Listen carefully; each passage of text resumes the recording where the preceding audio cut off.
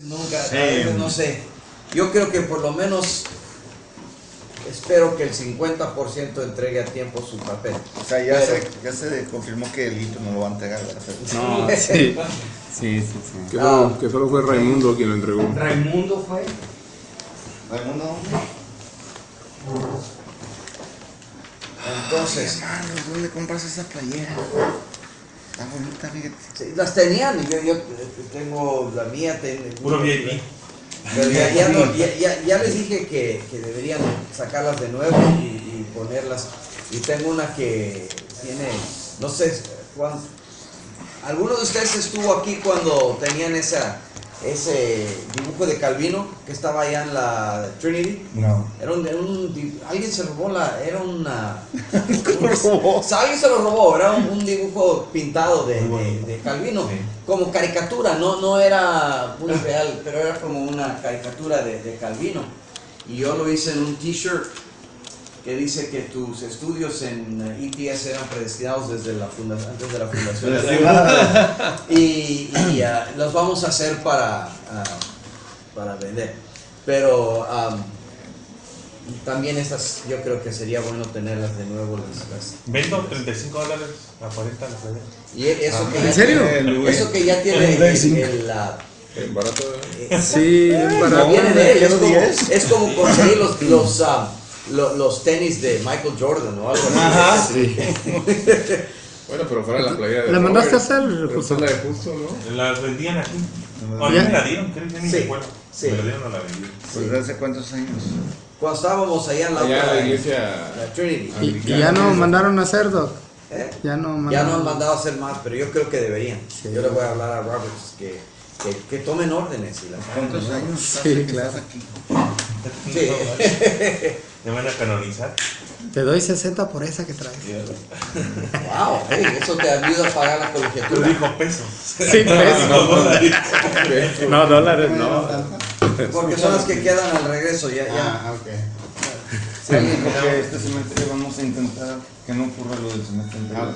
Que solo uno entregó la tarea. Nada más uno. ¿Quién fue? ¿Quién fue? ¿Quién fue? Hay que orar por él, hay que orar por él. No fue. Y esta vez por lo menos yo sé que él mismo va a entregar su papel y que Aaron también Y ya lo va a señaló. entregar su papel. Pero a ver los demás. Este curso es un curso de teología bíblica. Vamos a tomar el progreso del reino por el Antiguo Testamento. Los textos que puse ahí, aunque no los vamos a usar mucho en clase, es el libro de Herman Ridderbach, que ya si han tomado clases aquí en el seminario ya lo van a tener bien marcado, The Coming of the Kingdom, y luego un libro por Eugene Merrill, Everlasting Dominion, A Theology of the Old Testament, que yo creo que es ahorita la mejor teología bíblica del Antiguo Testamento que he encontrado en cualquier lugar. Va a haber simplemente dos calificaciones, uno por participación, que va a ser 50%, y otro por paper, que va a ser otro 50%. Entonces, la participación, voy a decir esto, yo ya le he quejado al Dr. Roberts que me pone la clase a las 8 porque la gente no llega a tiempo y llega descafeinado. That's true. Pero cuando hablo de participación va a incluir llegar a tiempo. Eso es parte de la participación. Pero más eso de la discusión. Tenemos aquí atrás el horario de lo que vamos a hacer. El papel se entrega en la clase de diciembre 17, y no en la última clase como siempre la leo. Yo estoy tratando de ver hoy, esta es la primera vez que va a seguir el semestre hasta enero. La primera clase en enero 7 todavía es este semestre. Entonces hay el mismo tiempo para hacer el papel que siempre han tenido, porque usualmente la última clase era en diciembre. Empezábamos en agosto.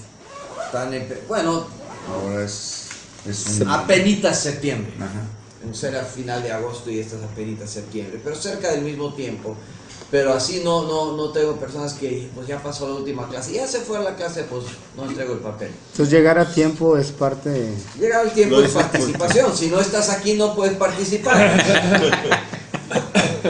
Buenos días. Necesitamos, él necesita un sílabo, ¿verdad? ¿Quién? Para que luego no digan que no es sílabo. Dos más, Se fue a maestría. No quiso entrar. Okay. Yo creo que le saco. No es conveniente. ¿No? ¿Qué? Pero el doc la mandó para ¿Qué acá. no es conveniente? Es que hay una chica nueva que ella es economista, Ajá. pero jamás ha estudiado nada de teología ni nada, pero tiene maestría en economía. Ah, ok. Entonces el doctor Robert le decía que viniera al doctorado, pero ella dice, es que yo nunca he visto nada de teología ni nada, y quiero empezar por la maestría. Sí. Uno puede sacar una segunda maestría en algo. Así es. Entonces yo le decía a él que es más conveniente que inicie con maestría antes que con doctorado. Sí. O quizá que por lo menos tome unas clases a nivel de maestría, aunque no saque el grado, Ajá. y para darle introducción. Eso quizás sería mejor para ella. Muy bien. Decirle, tome esta clase en la maestría para sacar un trasfondo y luego que entre al doctorado. Muy bien, eso me parece bien también. Depende de cómo ella se sienta cómoda en Puede ser también alterno, ¿no? Una ya, otra acá. Sí, exacto, sí. Mientras que avanza acá. Mientras que avanza, sí. Hay muchas maneras de hacer eso. Ok, vamos a empezar entonces, si quiere pasar. Este curso va a ser un curso de, como dije, teología bíblica. ¿En qué? Vamos a discutir un poco qué es la diferencia, por ejemplo, entre lo que se le llama teología bíblica o la teología sistemática. Pues la teología sistemática sigue un orden diferente a lo que está en la escritura. Toma el orden, pues, empezando por Dios, la Trinidad, así. Y la teología bíblica es tomar el texto bíblico tal cual está, independientemente del orden en el que se estudie. Ok, entonces la teología sistemática, ayer estaba hablando el doctor Van Dyke sobre la clasificación. La teología sistemática clasifica los temas bíblicos bajo varios distintos lógica. Bueno, una lógica de Dios, pecado, hombre, Por tema. y por tema, sin en general, sin importar en qué orden fue dado el pasaje. Tú puedes hablar de la Trinidad, tomar un pasaje de Génesis, tomar un pasaje de Romanos, un pasaje de Apocalipsis y usarlos como prueba de tu punto que quieres hacer sobre la Trinidad o el pecado o la cosa así. La teología bíblica, ¿qué haría entonces? Dice F.F. Bruce en su comentario a los Hebreos que la teología bíblica es el estudio del progreso de la revelación de Dios en las Escrituras. Ok, pero no solo, es el estudio del progreso, pero también de la integridad de la revelación, porque una cosa, y eso vamos a hablar, las presuposiciones con las cuales entramos van a cambiar cómo nosotros miramos eso. Por ejemplo, la teología bíblica puede ser, por ejemplo, hay el libro de ¿cómo se llama? Guthrie, que hace teología bíblica del Nuevo Testamento. También usa los mismos títulos que usa la teología sistemática, pero las cubre progresivamente. Dios en Génesis, Dios en Éxodo, Dios en Levítico, el pecado en Éxodo, el pecado. Yo estoy escribiendo, he estado por años, no estoy muy avanzado, pero estoy haciendo una teología bíblica del sufrimiento. Estoy cubriendo el tema del sufrimiento en orden de su progreso bíblico. Y porque yo he visto muchos libros que tratan de explicar el sufrimiento. Hay la de C.S. Lewis, el problema del dolor, hay sin número de esos. Pero nunca yo he visto un libro que cubre el tema en orden, específicamente bíblicamente en orden de lo que es. Entonces, cubre el progreso, pero también hay una diferencia en que nosotros creemos que la Biblia es inspirada. Entonces, no hay cosas que los profetas dijeron que ellos no sabían la totalidad de lo que estaban diciendo, ¿verdad? Que solo más tarde se ve que el profeta quiso decir más de lo que él pensó que quería decir. Entonces, en la teología bíblica a veces se hace una primera lectura y luego, después de acabar la lectura, se regresa y se tiene que revisar algunas de las ideas que uno tomó de antemano. Es difícil la teología bíblica por esa razón. Pero vamos a mirar aquí el primer párrafo. Ahí tengo una cita que viene de un libro de Nuevo Diccionario de Teología Bíblica. La teología bíblica principalmente se concierne con el mensaje teológico que abarca toda la Biblia. Busca entender las partes en relación a lo entero, y para hacer esto tiene que trabajar con la interacción mutua de lo literario, lo histórico y las dimensiones teológicas de las varias córporas, y con las interrelaciones en estos con todo el canon de la Escritura. Entonces, no es simplemente mirar a Génesis y luego mirar a Éxodo y luego mirar a Reyes y luego mirar a Jueces. Es teología bíblica, se tiene que tomarlo completo. Tú no puedes decir, pues, y esto va a nuestras presuposiciones. Si tú crees que la Biblia tiene contradicciones, entonces tú vas a mirar distinto lo que dice, y luego dices, bueno, Moisés dijo esto en Éxodo, pero Isaías dijo esto, y parecen contradecir, y no solo parecen, pero contradicen.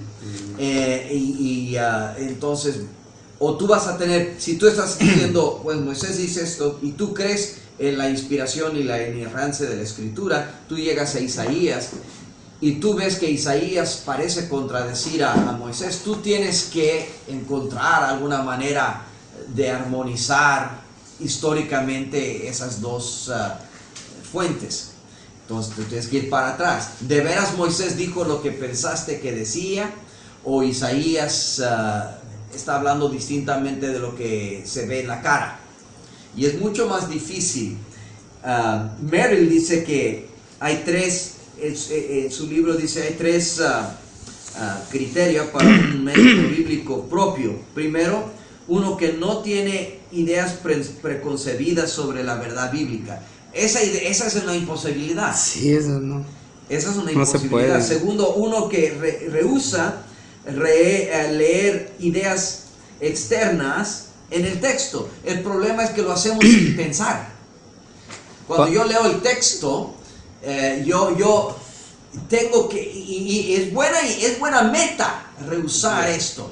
Y eso siempre me tiene que traer a mí a reexaminar mis presuposiciones, porque la meta que tiene Merrill es la correcta, no traer ideas preconcebidas. Uno que deja que la Biblia hable por sí mismo en cada etapa de su desarrollo, tanto canónicamente e históricamente. Pero como digo, nuestras presuposiciones siempre le van a dar color a lo que leemos. Sí, doctor, en el punto número 1, que habla sobre no llevar ideas preconcebidas, en una ocasión oí a alguien que hablaba de la diferencia entre presupuesto y prejuicio. Ajá. Decía que presupuesto es imposible no tener, Sí. por la formación, por lo que se nos ha enseñado desde niños a lo mejor, o por los libros que leemos, pero sí podemos evitar llevar prejuicios. Es verdad, pero la cosa es que cada uno venimos no solo con presuposiciones, pero también venimos a la Biblia o creyéndola o no, ¿verdad? Ahora, podemos cambiar de mente en medio del estudio. Hay muchas personas que han venido como ateos a la Biblia para desprobarla y se han convertido, porque la palabra de Dios es viva y eficaz. Hay personas que he conocido también que el diablo está obrando en su vida y vienen a la Biblia como evangélicos y se van como liberales. Eso también a veces pasa. Pero tu mente y aún lo que presupones puede cambiar. Pero vas a venir a la Biblia, cuando tú llegas a la Biblia por primera vez, tú vas a venir o en general creyéndola o no, ¿verdad? Si tú vienes como una persona que dice, yo soy un evangélico, estoy estudiando, tú vas a mirar la Biblia distinto que si tú vienes y dices, solo soy un académico, que vengo a mirar la Biblia simplemente como un documento histórico. Y no es un prejuicio, porque ya has pensado tu punto de comienzo, pero de ahí vas a comenzar. Y no puedes hacer otra.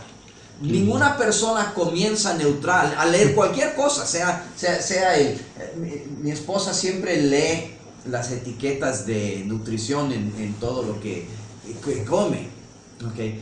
Ella ya tiene un punto de vista, ella sabe qué está buscando y qué no. Yo también los leo, yo estoy buscando otra cosa. Ella busca las cosas que me van a dañar el cuerpo, yo busco las cosas que me van a hacer decir que esta cosa sabe rico.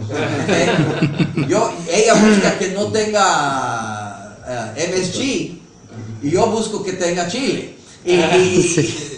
Como comentaba Claudio en el mito de la neutralidad religiosa.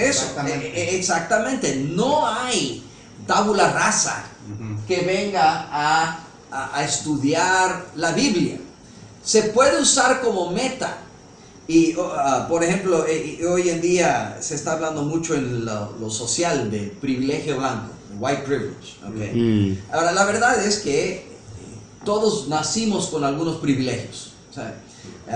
Yo nací con white privilege, soy blanco y en este país eso es un privilegio y sí tengo, para comenzar tengo un pie arriba, ¿verdad? De personas que no tienen ese color por simplemente las situaciones culturales. Para Donald Trump.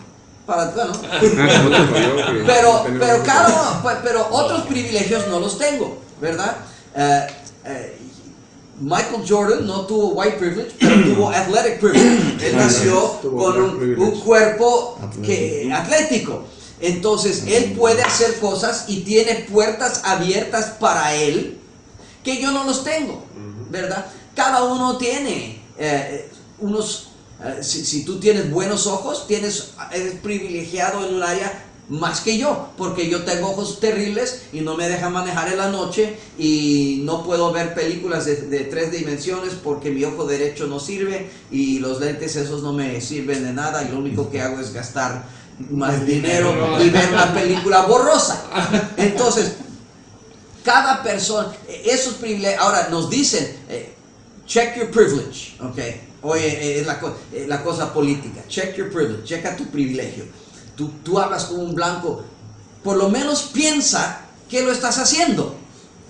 Entonces, entiendo eso. Yo cuando hablo, mi primera iglesia, que lo tuve cuando estaba en seminario, empecé una iglesia en mi casa, y era un apartamento, y yo era, durante los 2 años que tuve esa congregación, era el único blanco que vino, excepto por un judío que vinimos a hablar a cómo los negros pueden ganar a los judíos para Cristo.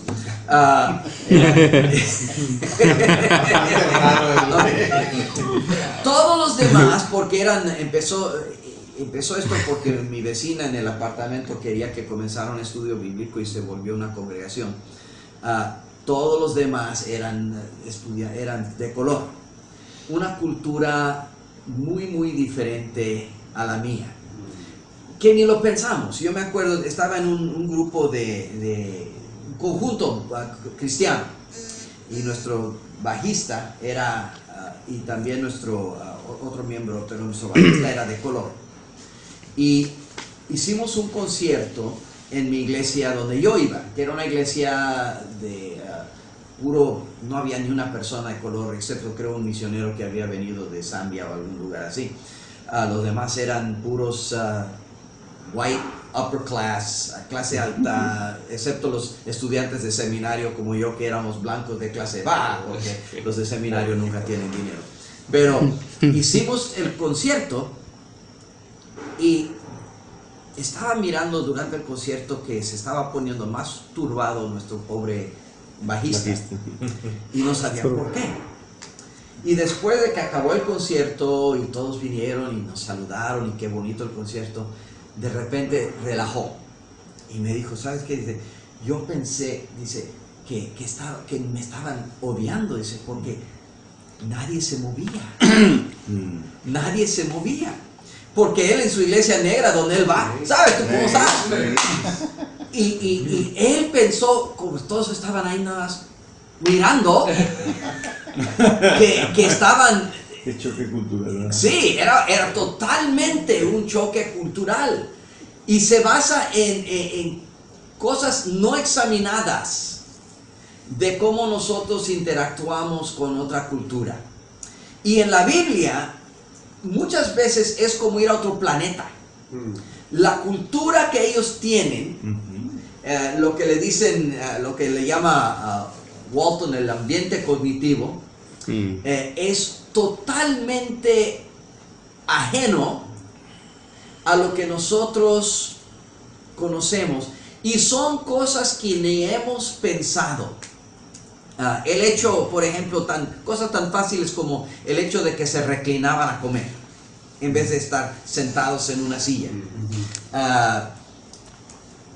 Hay varios pasajes. Yo me acuerdo una escena en la película de Mel Gibson de La Pasión, que dice el flashback, donde Cristo estaba pensando de cómo era cuando todavía era carpintero bajo José. No sé si acuerdan, estaban haciendo sillas y las sillas eran altas, eran sillas y una mesa. Se sentaba allí. Y una mesa, y que era para los griegos. Y dijeron, no me acuerdo quién dijo, yo no creo que eso va a llegar de moda, básicamente era lo que decían.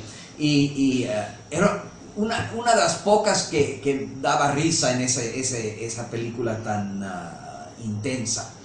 Pero la verdad es sí, nosotros hoy en día miraríamos a la gente reclinada y qué raro es eso que tú te acuestas para comer en una mesa baja. Y todavía hay muchas culturas que hacen eso. Hay muchas culturas que o se acuestan o tienen la mesa baja y se ponen como en posición de loto para comer.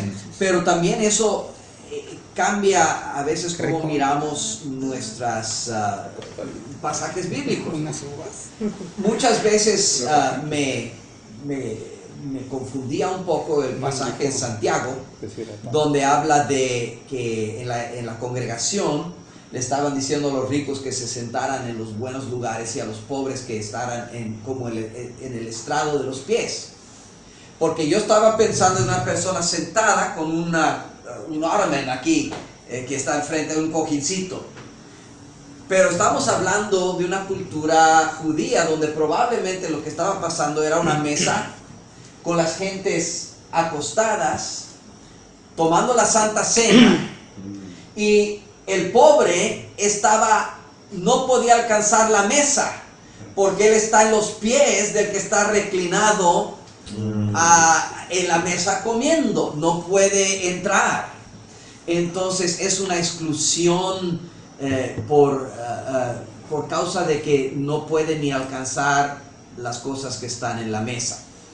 Y eso no lo pensamos porque ya tenemos preconcebidos cómo se come. Nosotros comemos así. Cómo se come.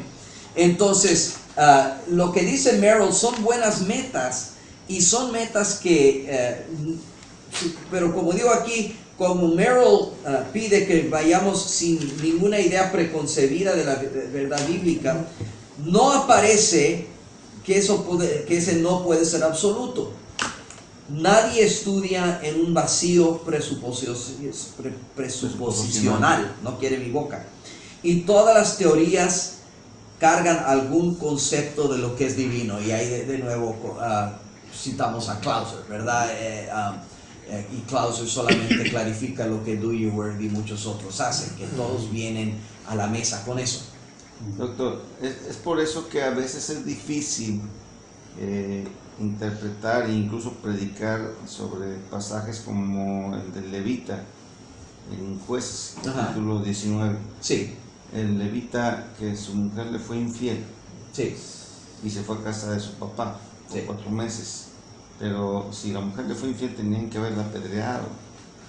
Y necesita uno sumergirse en el pasaje, examinarlo muy de fondo para entender por qué después él va y le habla amorosamente para hacerla regresar, siendo que en esta cultura y en ese tiempo ella tenía que haber muerto apedreada y junto con el otro adúltero, ¿no? Pero a veces llegamos a descubrir que la palabra que usaron no es infiel, sino solamente se enojó y se fue. Entonces él trata de contentarla y va a tratar de regresar. Pero es muy difícil para nosotros llegar, sobre todo para los lectores que no lo hacen con la seriedad del estudio profundo de la palabra. Es difícil no leer la Biblia con nuestras pressuposiciones. Es imposible no hacerlo por completo. Yo vengo a la Biblia como creyente. Y eso, lo importante yo creo para el estudio bíblico es, como dije, check your privilege, checa tu privilegio, checa tus presuposiciones, examínalos, para que por lo menos tú sepas, cuando estoy leyendo esto, lo estoy leyendo desde X punto de vista y voy a tomar en cuenta eso cuando hago mis decisiones. Por ejemplo, ¿por qué la mayoría de la gente, los académicos hoy en día, por qué dividen Daniel en 2 partes, Isaías en 3? Diciendo que son hechos por distintos autores. ¿Okay? ¿Por qué?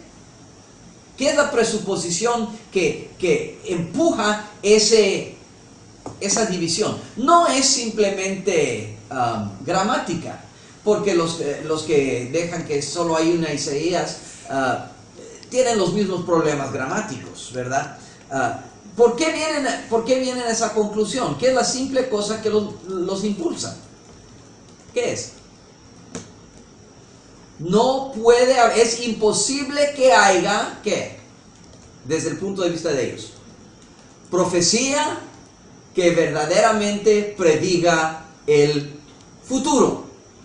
Si tú eres un naturalista, entonces tú vienes al estudio de la Biblia diciendo, no hay tal cosa como profecía que predice el futuro. Entonces si tú vienes, aquí está Isaías y vive en X siglo, y luego hay otro pasaje más tarde que predice el nombre de un rey que va a vivir más tarde, ¿tú qué tienes que hacer? ¿Cómo? ¿De dónde lo sacó? Tienes que dividir Isaías, porque eso no puede existir. Bajo el naturalismo, eso no puede existir. Tiene que haber por lo menos 2 Isaías. Y luego después de 2, entonces se divide. Y hay otra cosa, hay novedad académica también que a veces caen estas cosas, ¿verdad? Oye, lo estoy viendo yo cuando estudio Juan. No hay, después de todo el estudio, no hay razón necesaria, gramática o otra razón, de descartar lo que la tradición dice de quién escribió el libro de Juan. Toda la tradición externa, todo lo que hay internamente sobre lo que el libro dice y se puede eliminar los otros apóstoles, todo señala que Juan el apóstol fue el autor. Pero eso se ha dicho por siglos. Eso no trae fama académica. Si tú puedes venir y escribir un libro como el que vi que nos dice que probablemente el autor de Juan fue Lázaro, porque Lázaro fue el primero en el libro de Juan que se dice Jesús lo amó. Cuando habla de su resurrección, antes de su resurrección dice, y Cristo lo amó y por eso se esperó 3 días y luego fue.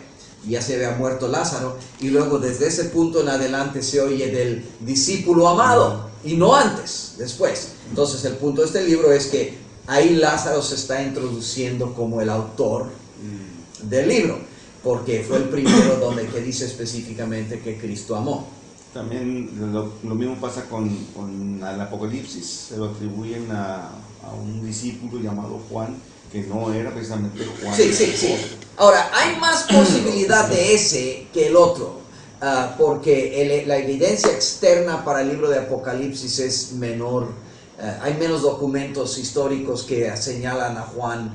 Ahora, yo creo, y el punto de mi disertación que estoy escribiendo es que él mismo escribió los dos, pero hay más argumento que se puede hacer en Apocalipsis. Uno de los casos internos es que si uno está escribiendo un libro que quiere usar el nombre ajeno, un seudónimo, uno tendría que poner por lo menos Juan el apóstol, porque Juan es ahí por donde quiera. Si yo simplemente pongo a su siervo Juan, pues ¿cuál de ellos?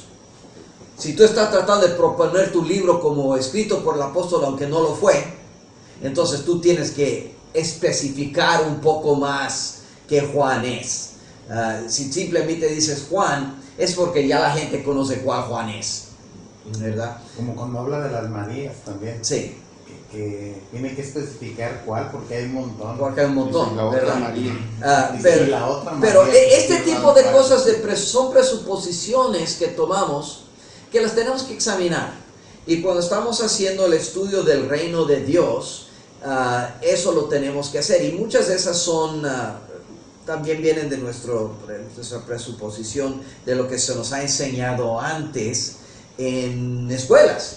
Yo me fui enseñado en una escuela dispensacionalista donde la idea original del reino de Dios es muy diferente que la que unos que estudian quizá en Westminster o en un seminario metodista o algún otro lugar. Entonces, cuando vengo a la Biblia, yo vengo con presuposiciones sobre lo que es también el reino de Dios. Y esos también los tengo que examinar para o se van a confirmar o se van a tener que descartar, pero yo tengo que saber de antemano con qué equipaje vengo, lo más que pueda. Hay cosas que no las he examinado, que dice el gran filósofo, ¿verdad? La vida que no es autoexaminada no vale vivir. Pero ¿quién nos autoexaminamos suficiente, verdad? Yo no sé lo que está en la profundidad de mi mente. Okay.